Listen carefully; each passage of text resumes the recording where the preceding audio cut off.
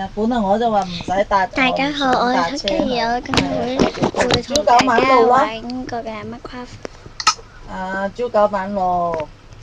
朝九晚六，咁我做嘅嗰時間好，因為你嗰度呢，我又唔知幾時嗰個僆仔，你話20號以後，咁我梗係做住先啦，係咪先？又唔知你嗰度點？嗰個僆仔走未啊？而家走咗未？佢要啊？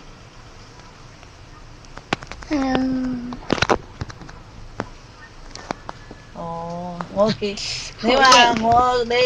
嗰時僆仔話唔知15定係20號啊嘛，你又唔知嘛，咁佢嗰度叫我第2日即刻返工啦，咁我話返，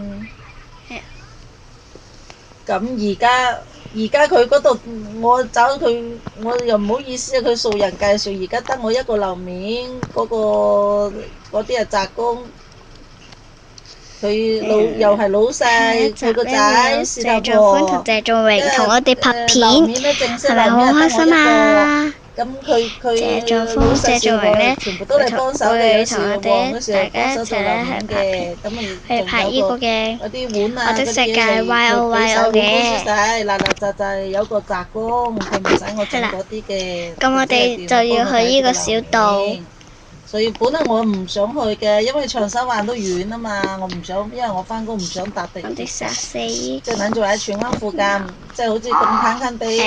唔使搭車，我就最中意啦。跟住而家佢第二日都即刻叫我返工，